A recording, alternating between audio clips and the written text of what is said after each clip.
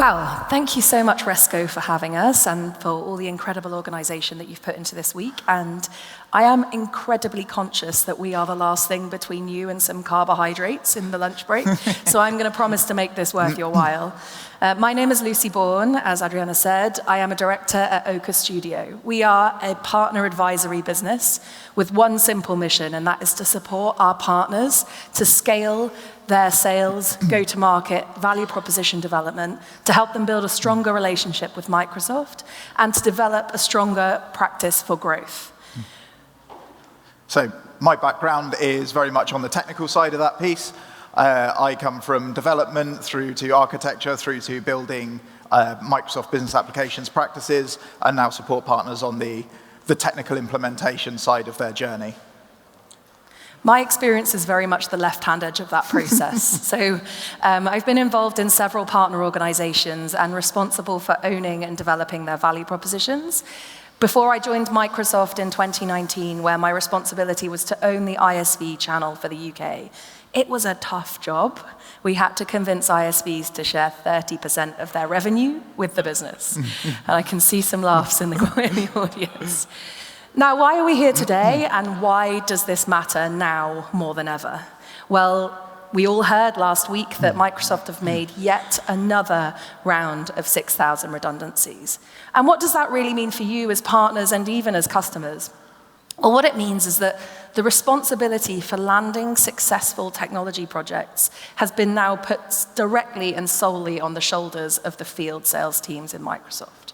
And so where in history, they would have had some dedicated resources helping them to identify partners and ISVs that are going to help their customers achieve the greatest outcomes, those people simply are very, very short on the ground. And so the responsibility now is on you guys as ISVs and as partners and systems integrators to tell as eloquent a story as possible about why it is your capability or your joint capability is going to help drive those outcomes. And we spend such a lot of time with our partners where they're talking about effort. We all price projects, we all think about how we're going to deliver projects, but we're all talking about the effort that that's going to take. And nowhere near often enough are we talking about the client outcomes. Client only wants the outcome that they need, the business process solving, the improvement to their own clients as quickly as possible and as efficiently as possible, which is why the partnership has to work better than it ever has done before due to the current economic climate as well. It's more important than ever. And it was incredibly humbling to hear from the last speakers on actually what the true impact of their technology is doing. And thanks also to Jason and Sam and Trevor on teeing us up quite nicely for this topic. I really appreciate that, though. Thanks, guys. One of the other areas that isn't detailed in this Venn diagram that we shouldn't fail to mention is Microsoft themselves. You know, ultimately their responsibility is to define what outcomes they should be driving in the industry areas they're focusing on. But one of the other curveball elements of a partnership should also be considered is your distribution. So where are you going to acquire the Microsoft licenses for your customers? They are incentivized now more than ever to demonstrate their value. You know, in historical terms, their value was making sure that the product was shipped to the customer. In this motion of cloud and always on, their value really has to be about helping you to articulate your messaging and to amplify where you're going to drive success. But to what extent do we have to take this? So quite often when we're talking to partners or ISVs, they say to us things like, we've tried to build a partner motion, we've tried to build a partner-to-partner engagement, but we only ever really do it when that demand is there. You know, we've got this customer project, they need offline, so we had to go to Resco. What we're advocating for here is there is a balance to be played between investing a lot of time in defining and verifying partners or ISVs you could be building relationships with, versus just referring them opportunities. And I think one of the things that I think has been so powerful about this whole week and this event is how strong Resco invest in building really solid relationships. SIs have got this opportunity now to identify opportunities to bring in IP, be it horizontal or vertical focused IP, to really help accelerate the value that they're driving in their customer ecosystem. Now, I know that Lee is going to be the devil's advocate here and put in place lots of validation and technical checks. But for me, what I feel should be the real investment from an SI or a partner side is to identify where there is the best cultural fit. Sam mentioned having a solid ICP, and yes, that is hugely valuable for you as a partner. But actually, I would advocate for developing your IPP. What does a perfect partner look like for you? Is it that they have dedicated horizontal IP? Is it that they have solid support or sales enablement technologies or a joint go-to-market capability? Making sure that you have an understanding of what good looks like for you in a partnership with an ISV or an SI is truly valuable. And then once you've identified and validated the partners that you're going to proactively go to market with, ensure that you keep each party honest. I think one of the areas where we see the strongest areas for increased investment is in the dedicated resources responsible for managing what that partnership looks like. And I think talking about those resources, probably the one area that's most important is the technical side. So the cultural fit and all the stuff you mentioned is great, but if you start working with an ISV as an SI that doesn't have the technical endpoints for you to be able to integrate well, for it to fit with the rest of your product stack, with any accelerators you may have, there needs to be a journey there too. So ensuring there is a real collaboration is kind of one of the most important things. If you don't know when you need to hand off to the technical teams at the ISV, or when the ISV technical teams can build more capability to empower the SI's delivery capability, so again, we're driving forward to those customer outcomes, then there needs to be pre-work done before this go-to-market is actually put in place. So what does each side of this relationship truly want? Well, I think from an SI perspective, what ISVs can really help to drive is that industry or that vertical solution area expertise, or even indeed that deep technical capability within a particular horizontal solution area. And Resco advocate and have been mentioning several times across the last 2 days around being able as a partner to add that top 80% onto their capability. And really that's the feedback that we're receiving from partners. We want to be able to land quickly into customers, show value, align our capability to that, our services offering, but really kind of drive that excellence within our customer project. And I think there's often a fear, and one of the worries that we see often is the crossover of services revenue. Why would an SI not just try and build something themselves that covers this technical area? Why the SI may cause issues with integrations, so the ISV get worried at that point. And I think one of the things that becomes really important is that clarity about how this comes together. And I think one of the metrics that we've really looked at with some of our partners is those delivery days and the overspend. So not just are we worried about losing a few days when we take the sale at the initial point in time, but if we try and build something ourselves as an SI, then because we don't have the credibility and the subject matter expertise that an ISV has in a particular area, how many 3 days are we going to throw at the project at the end just to get it over the line? So really taking a holistic approach at how the ISVs and SIs can come together to take those projects forward, I think is something critical to look at. Absolutely, and key to the kind of practicalities around building a solid partnership, from my perspective at least, is to have a really good understanding of what your joint go-to-market playbook is. So we talked about having that match in terms of your ideal customer profile, particularly when it comes to segment. By segment, I mean, are you going to be taking this joint capability to SMB, the lower end of the size and scale of the organizations you're going to take it to, or that SMC mid-market space, or indeed even enterprise? Not just from a product matching perspective, but also from a technical capability. It's really vital to ensure that you have, you all toe the party line and you're going to market with the same messaging and it's coherent and consistent. We talked this morning with Sam's session around actually talking to the emotional side of the buyer and understanding the personas and the buyer journey that you're taking those individuals on. You have to make sure as a partnership that is consistent. But not just to your buyers, also back into Microsoft. If Microsoft hasn't said AI within the first 3 minutes of a session or a presentation or a webinar, what they probably will have said is marketplace. Now, there was a bit of a joke this morning in Jason's session around AppSource. And yes, as an advocate for AppSource, I will agree, it probably hasn't had the best uptake. And there definitely could be benefits or improvements to be made. But where we are seeing investment from Microsoft is really around building these joint propositions between SIs and ISVs. And a phrase that you may not be familiar with, or you may have only come across in passing, is the concept of a multi-party private offer. So Microsoft went live with these in June of last year, and the concept of these is that SIs and ISVs pull together their capability, build a joint value proposition to deliver to a customer, and it can be transacted through their marketplace.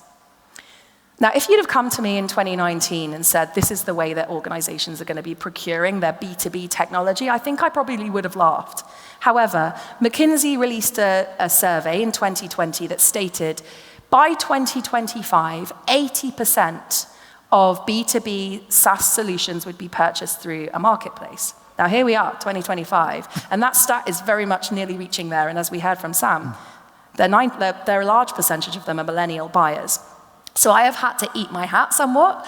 And so if I could encourage you to look at one thing when you leave this presentation, that would be to take a look at the concept of multi-party private offers and how, as an SI or as an ISV, that's going to impact your joint go-to-market.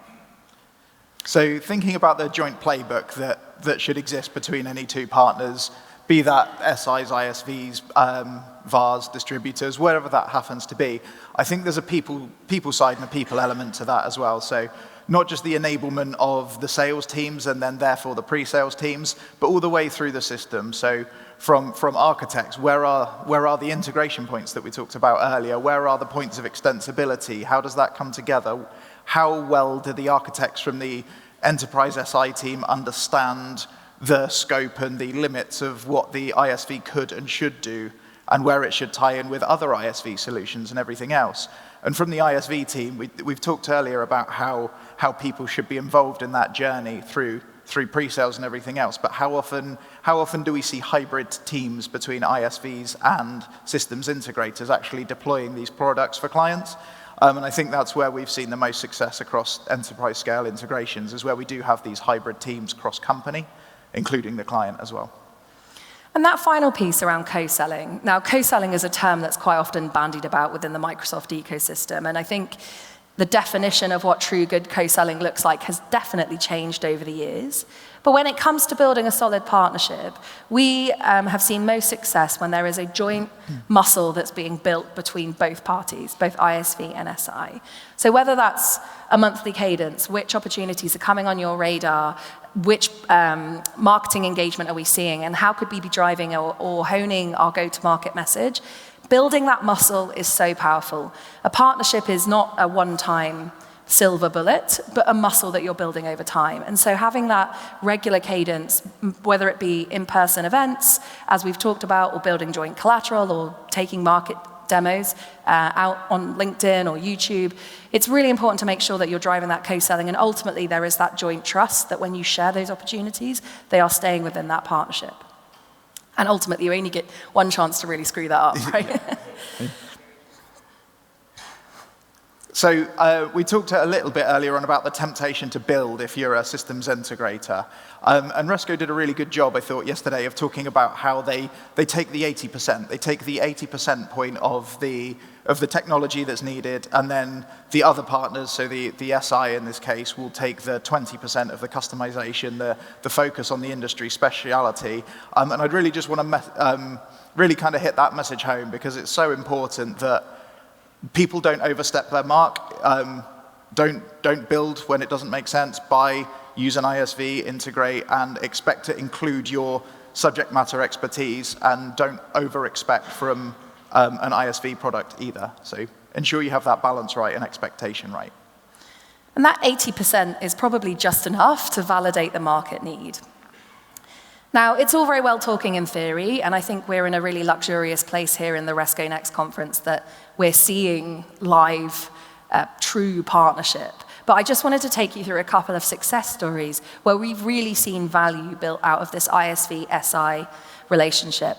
So the success story number one is an organization delivering Dynamics CRM, or CE, whichever your flavor, whichever you choose, into the SMB market. Their ideal customer profile is between 5 and 20 seats. Now, they identified quite quickly and evidently that their market needed rapid implementation at scale, delivering value. And so what they did was they did actually use AppSource, so they are a good advocate for AppSource, to identify which ISVs that they could pull together to build a suite of capabilities for the SMB market. They validated the technology, they built partnerships between those ISVs, and they took their joint offering to market in the UK. Now, over the last 5 years, that has scaled to delivering something along the lines of 120 projects with these 5 collaborative ISV capabilities that take their customers all the way from sales and prospect demand generation, all the way through to landing a successful project, all within the one platform. One of the challenges that they saw in that space was that each ISV obviously wanted to make their own element of margin, and each ISV had their own approach to their technicalities. But they were able to overcome those by building those relationships between them. And it meant a really strong engagement with their customer audience. Microsoft's super happy, the customers are super happy too. The other success story, looking at the other end of the spectrum, is with an SI that has a real deep vertical focus on the financial services industry. They understand the intricacies of, in private banking or retail banking, the customer onboarding process, all the way through to the KYC journeys that they were taking their customers on. The area where they had absolutely no capability, but they were seeing a huge amount of demand for in their customer ecosystem, was contact center services. They identified quite quickly that to build their own capability was going to blow all of their marketing and their product development budgets out of the water. So they built a partnership, having validated the ISV in question, with a particular contact center ISV, who now solely relies on them for their financial services capability. They're 2 years into this joint go-to-market, and Microsoft is showcasing them at Build as we speak. So, tell us, Lee, how do we teach SIs to love ISVs? Yeah, not the easiest problem, as I say. They generally work on the opposite ends of the spectrum. So, as coming from an SI background, for me, it was always the project success. We got into, at different organizations, we see, and I've got into personally, holes at the end of projects. We've tried to overstretch capability because it helps with a revenue number, it helps with moving the business forward, and it helps keep people off the bench, busy, working and building for their clients. The flip side of that is we ended up losing a lot of that revenue, as I alluded to earlier, by investing 3 days back into the project to put things further. So for me, at that point, it was using the stick then rather than the carrot, quite frankly, to encourage people to work with ISVs, because we had the evidence, the proof in front of us of why we should always buy, we should always partner rather than try and build ourselves. But I'd strongly advocate for trying to do it ahead of time rather than to get out of a hole. Absolutely. And from a sales and go-to-market perspective, I think one of the hardest challenges we have with our sales organizations is teaching them how to sell somebody else's capability. And I think it has to become part of your DNA, build it into your KPIs or your other success metrics. Ensure that the sales teams from each side are building that solid partnership to understand the capabilities from each side. It needs to be, as you say, strategic and not tactical and not to fill just a client hole, but there needs to be champions on both sides. And that purely comes from, incentivizing people in the right way. And I think the final point that we wanted to leave today on was really around the concept of, we've all seen Microsoft develop capability that is similar, if not completely exactly the same, as an ISV. It will happen. It will continue to happen. Take Click Dimensions and Microsoft Dynamics Marketing or Customer Insights Journey as one example, right? What I would say here is Microsoft does not necessarily always equal competition. For one thing, they have a vastly enormous budget for marketing compared to many other SI and ISV relationships. So let's use that. Take marketing as one example. They have invested so heavily in educating the market in CRM being an email marketing capability or a demand generation capability. What's important for that ongoing partnership between an ISV and an SI is to help to identify why your ISV capability over that of Microsoft's. Anything from your side, Lee? No, not specifically, other than exactly as Lucy said. Just because Microsoft has a similar product, don't see that as a piece of competition, because it will not fit every market, every industry, and any customer size. So exactly that. Don't ever see that as a problem. Quite often they screw up the licensing anyway, right, to make it impossible for customers to even go ahead. Save about 80% on licensing by using an ISV often, so yeah. 100%. So with that, we'd like to thank you for having us. If you have any questions, do feel free to grab us. We'd be happy to answer them.